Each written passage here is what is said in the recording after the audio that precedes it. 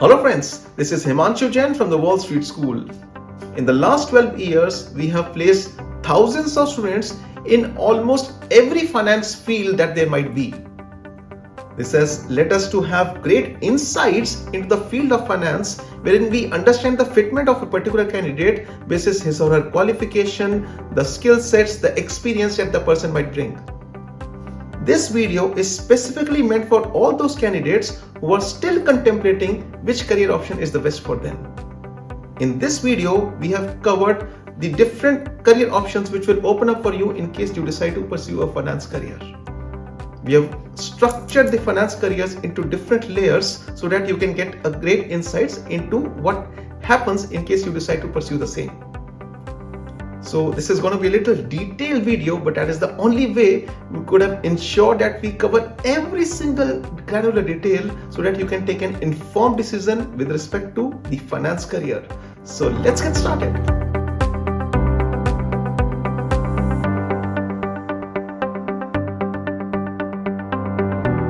Hello everyone, welcome back to the channel. I hope all of you are fit, fine and safe and are doing amazingly well. In today's video, I'll be talking about core finance job. I keep on interacting with students, candidates on day-to-day basis, and most of the time newbies come to me like that. I need a job in finance, and they are not at all clear about which domain within finance. Finance itself is a niche, and within this niche, there are so many domains available to you. Right? So I have divided broadly for our understanding purpose finance into two parts. One is corporate finance and another one is personal finance. When I'm talking about corporate finance, I'm referring to big companies. When I'm talking about personal finance, I'm referring to you and me. Think about yourself, right? As corporate finance, in the first class of corporate finance, we are taught there are three decisions to be made in the entire corporate finance. The first one is where you will invest your money. The second one is if you want to invest the money, from where you will bring that money, financing decision. And once you have invested the money, it generates some return for you, how much you would want to withdraw, distribution decision, also known as dividend decision. On personal finance side of things, you have savings to be made, spending to be done, and investments to be made, right? So within these type of decisions to be taken by a corporate or a personal by an individual, various career streams originate. So if you're talking about, say, making an investment decision by a corporate, by a big company, you'll go to an investment bank to ask for potential investment opportunities, or you will go to a private equity firm. You can also act as a research analyst, either in equity research or fixed income research or alternative asset classes. You can also go to a portfolio manager to manage your investments, and risk management is also required when you are talking about a big portfolio. Then financial decisions, if they are to be taken, like from where to get your money, either you will go to investment bank to raise capital from the markets, or you will go to a commercial bank like SBI, HDFC to take loans, right? And distribution decisions are generally taken by the management and shareholders in general meetings. So as such, there is no career required for this. You can become a finance manager of the company. Then on the personal side of things, making your savings decision, where you will save your money in commercial banks. So commercial banking is a career evolve, and how much to save really is like defined by your financial goals, and therefore you need help of financial planning and advisory. How much to spend, on which products to spend, which insurance to purchase, planning your retirement, planning your new car, new house, how much spending is to be done. Then also you need help of financial planner or advisor. And for investing decisions also, an individual needs guidance of financial planning and advising. So you can be a financial planner and advisor, work on personal finance side of things. And if the individual is sufficiently wealthy enough, he needs someone to manage his portfolio. So you have also portfolio managers working not only for corporates, but also for high net worth individuals. Right? So these are broadly the streams in which you can make your career in finance. Obviously nowadays fintech is there could be some other kind of new age finance roles. But traditionally, and even like 90% of the finance job are in these sectors, right? Either in investment banking, PE firms, research, portfolio management, risk management, commercial banking, or acting as a personal financial and planning and advisor. These are the broad areas in which you can plan your career. Now what I'll be doing is I'll be talking about each of these, the streams in which you can make your career. I'll be talking about what exactly do they do, why they do it, how do they earn, who do they work for, the qualifications that you need, and the skills that you require, right? So let us start with investment banking. Okay, within a bulge bracket investment bank, bulge bracket means a bank that provides all kinds of investment banking services. So example could be Goldman, or could be JP Morgan, or could be Credit Suisse, Barclays. All these bulge bracket investment banks, they provide all kinds of services. But in this video, I'll be talking about specifically IBD, investment banking division, a division within a particular investment bank, right? What does this division do? It helps corporates or maybe governments to raise capital and execute mergers. So it have two subdivisions: mergers and acquisitions division and capital markets division. Mergers and acquisitions, either you can help someone to buy another company or you can help someone to sell another company. This is known as mergers and acquisitions. Similarly, you have capital markets division, DCM, debt capital markets, or ECM, equity capital markets.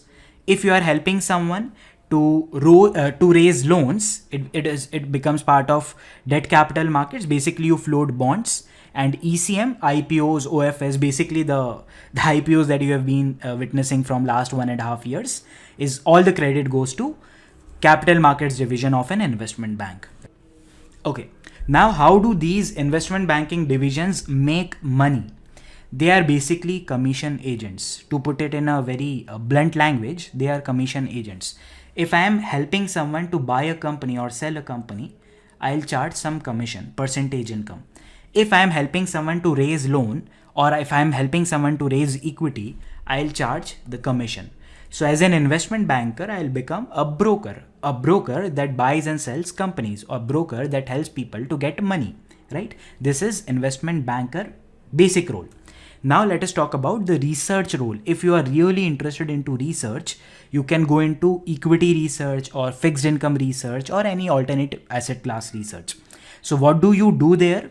You give buy and sell recommendation after performing research, right? Whether, suppose, let's imagine you are an equity research analyst. You will track a particular sector, then a particular company or group of companies. And if you feel the company is undervalued, you will give a buy recommendation. If you feel the company is overvalued, you will give a sell recommendation. Why you are doing this? Because the whole purpose of you researching and putting someone else's money into the market is help them to outperform the markets. If a broader index, let's say Nifty 50, is expected to give 18% in one particular year, by doing lots of research, by actively managing portfolios, basically you want to beat this benchmark index, a passive investment kind of strategy. You want to beat this. Your end goal is to outperform the broader indices. Now, how do you earn? You don't earn by selling these reports. What actually happens is these research firms have a division called as trading and brokerage division. If you are giving someone some call to buy or sell, you expect these people to buy and sell via you, and ultimately you generate your commissions. So your income as a firm is generated in the form of commissions, not in the form of by selling this report, right? Who do you work for? You work for sell side as well as buy side. What is sell side and what is buy side? See, buy side means, suppose you are working as an equity research analyst in a mutual fund. If you find some undervalued shares, you will tell the fund manager, I found this undervalued share and I think it have potential to give you 20, 30, 40% returns in near future. So your fund will buy those shares. So you are acting on the buy side. And on sell side means you are basically an investment bank or a brokerage house that will generate commissions because some clients have opened their accounts with you. So you are basically marketing those shares and asking someone else to buy. So basically you are selling the shares, therefore it is called as sell side, right? What are the qualifications that you need? First of all, in India, if you want to get into any finance role, MBA finance is good enough. chartered accountancy is good enough. CFA is now getting its recognition, so CFA is also very good.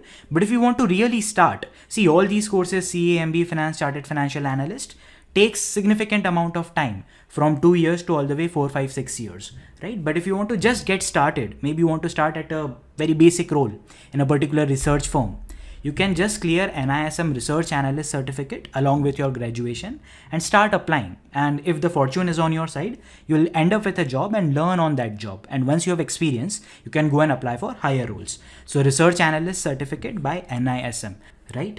And the skills that you need to work into research firms, first of all, you should be very good at financial modeling and valuations. Otherwise, how will you calculate or how will you know a security is undervalued or overvalued? And you should be really good with financial analysis. Though I've not written it over here, but if you have industry understanding or sector understanding, that will help you a lot to get a role into a research firm. Okay. Now let's talk about another career opportunity available to you. You can start working in a PE firm, and typically ex-investment bankers, because of high work pressure there, after working for 5-6 years into an investment bank, they exit into private equity firms. So what they do, private equity firms basically invest into equity of private companies. Example is PVR. PVR was earlier a privately owned theater group. Then what happened? They infused funds with the help of a PE firm and expanded into what it is right now, right? So these private equity firms buys equities of private companies, turn them around from their management by providing funds, expertise, and basically help them grow. And once they grow, they exit at a higher valuations. So PE firms are basically the companies that are investing into private company and helping them to grow. Why they are doing this? Because by active investing, a control over management, because they become the dominant shareholder there, and the information arbitrage that they are having.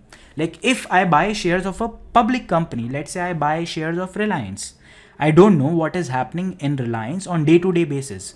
But these private equity firms, since they are big shareholder of a particular private company in which they have invested, they control management. They know on day-to-day basis what is happening. And because of this information arbitrage, they expect to generate higher returns. How do they earn? Whatever capital they invest and they exit at, they get some commission against that, right? So suppose they invested 100 crores into a firm and then they sold that firm at 200 crores. So they'll get some percentage commission of this 200 crores, as well as when they invest some amount, they charge some commission, right? There are broadly 4 types of PE firms that you could be working in future. So venture capital firms, very popular, angel investors falls within this. Venture capitalists are basically the investors or the firms, PE firms, that invest into early stage companies when it is at idea stage, or maybe have grown a bit, came out of idea stage, but it needs lots of money and lots of experience to grow. Then they also provide growth capital. Growth capital basically are the companies, growth capital is needed by basically those companies which are falling short on assets. They have a product that is already proven is doing well in a very limited geography. They want to expand to many geographies, or they want to expand their product portfolio, but for that lots of money is needed. Growth capital is provided by PE firms. LBO is leverage buyout. So basically these private equity firms takes lots of loan and using that loan invest into equity shares of another private company, basically taking a loan to buy another company. And that company that they have bought generally have the characteristic of generating very stable cash flows. Like consider a company like say HUL, a very stable earning visibility is not a problem in company like HUL, right? Very stable company. So like I don't know whether it's possible or not, but HUL is really good LBO target because it is almost debt free, right? They'll take, this private equity firm will take lots of debt, and using that debt they'll buy a major stake into HUL, and let's say the cash flows that HUL is generating they can use off to pay their debt. Ultimately debt will go down, the equity percentage will increase, and ultimately they will make profits. And then distressed buyout. Basically, they buy loss-making companies, and because of their expertise into the industry and the funds that they are having, they basically turn loss-making companies into a profit-making company. And as soon as the valuation increases, they try to exit that. Distressed buyout, right? These are private equity, the roles of private equity. And then the qualifications that you need. So CA, MBA Finance and CFA, any of them will do. The skills that you need are again financial modeling, valuations and financial analysis. And obviously industry specific knowledge always helps. But modeling, financial analysis and valuation is must almost in any role of finance. Now let us move ahead. One more career opportunity available to you in core finance is portfolio management. And if you are into research role, your ultimate aim should be becoming a fund manager, a portfolio manager. See, a portfolio means basically a diversified investments into many asset classes. Broadly, there are 5-6 asset classes available. Very popular nowadays, equity. Other than equity, you also have fixed income. Fixed income means bonds, FDR. Then you have commodities like gold, silver, crude oil and all. Then you have real estate, commercial real estate. Nowadays, REITs are very popular, residential properties you can invest in. Then there are some digital assets, the emerging asset class, Bitcoins and Cardanos and Litecoins and NFTs of the world. And you have some other asset classes like antiques, watches, art pieces. These are basically the asset classes available to you. A portfolio manager will help you to allocate your money effectively in these asset classes, right? Why you are doing this? The ultimate purpose is to beat the passive form of investment. Your value addition as a portfolio manager is only then when you are able to beat passive form of investment, right? Suppose you would have purchased an index fund that would have generated 12% return for a particular year.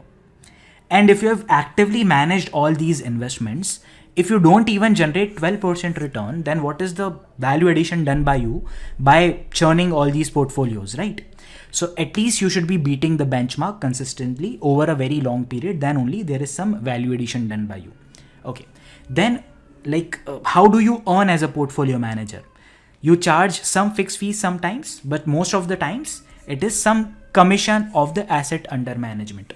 If suppose 1000 crores is the asset under management, 1% of it, that is 10 CR, will be the fees of this portfolio management firm. What qualifications do you need to get into portfolio manager?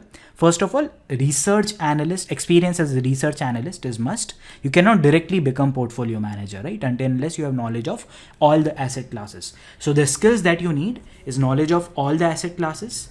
The skill or the art to create a portfolio is very necessary.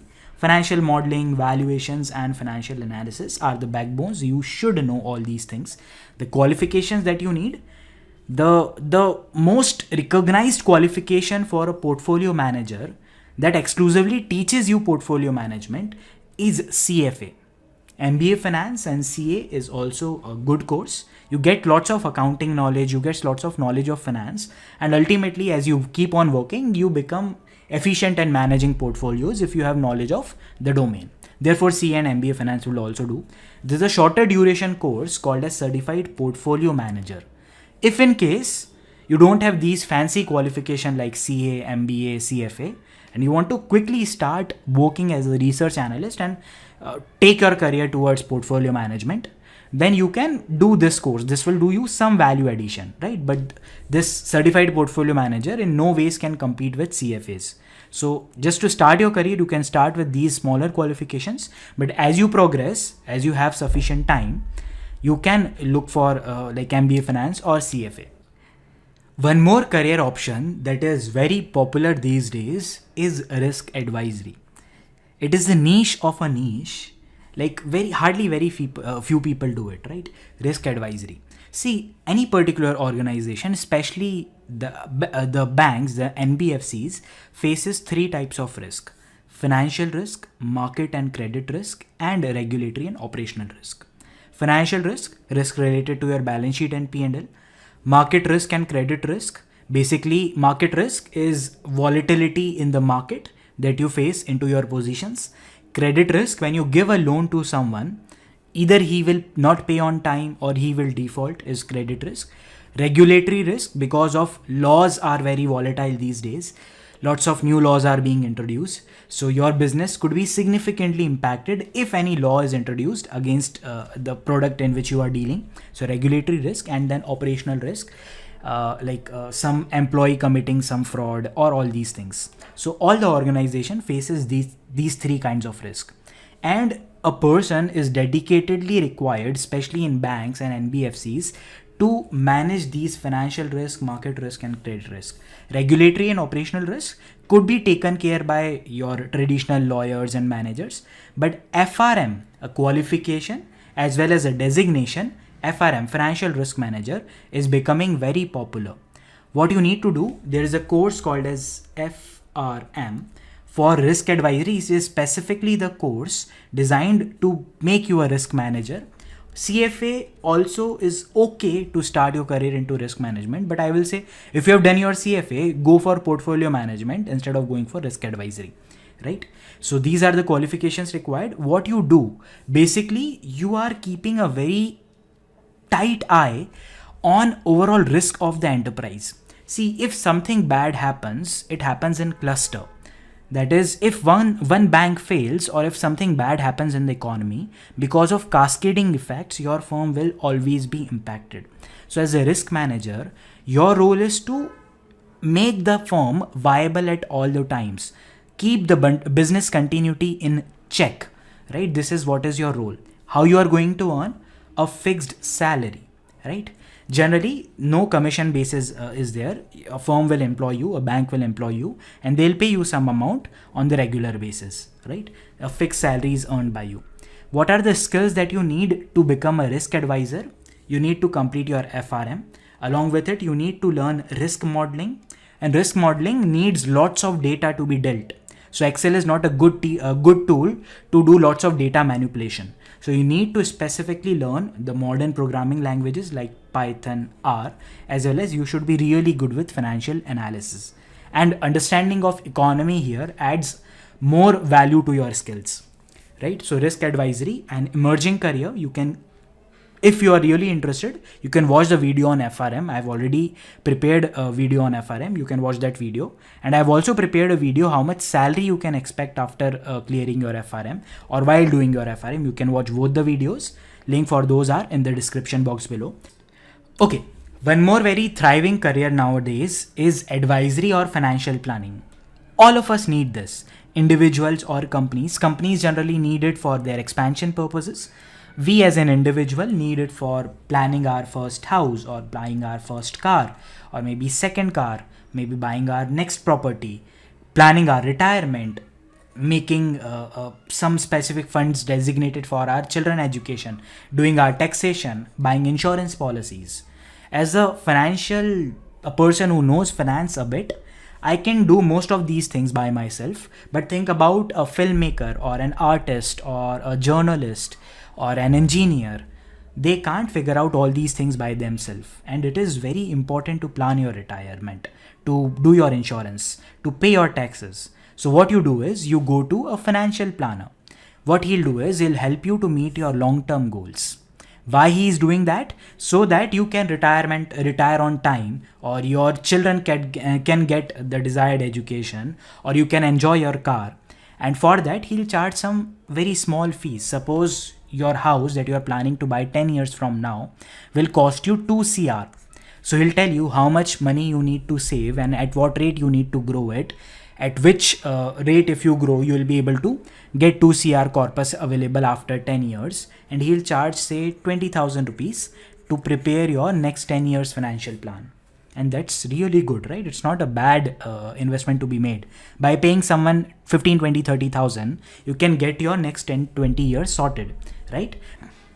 Okay, the qualifications that you need is CFA, MBA Finance, and a small duration course called as CFP, Chartered Financial Planner.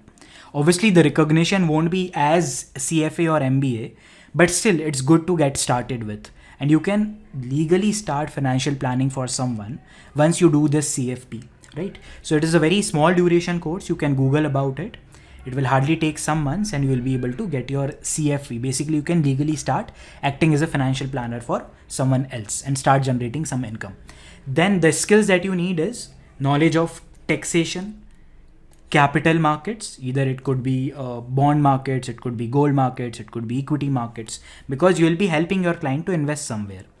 You should be very good at wealth creation. You should not be asking a retailer to trade on day-to-day basis. He might earn someday, but ultimately he will lose, right?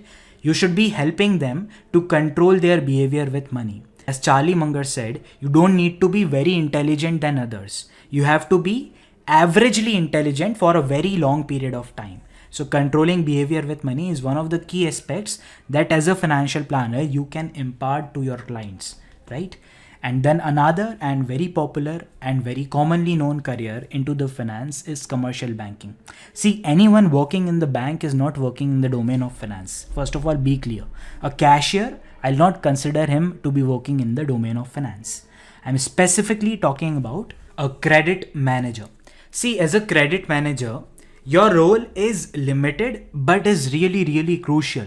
See, what you'll do is you will assess the credit worthiness of any corporate or maybe an individual by seeing his documents in case of individuals' income tax returns, his individual balance sheet and P&L. For corporates, you could be looking at its audited accounts, P&L balance sheet, cash flow statements, the mortgage papers, the collaterals that are being offered, all these things, and you'll decide the terms of loan, you will negotiate with the clients, you'll maintain the records, and finally will make the loan, will disburse the loan.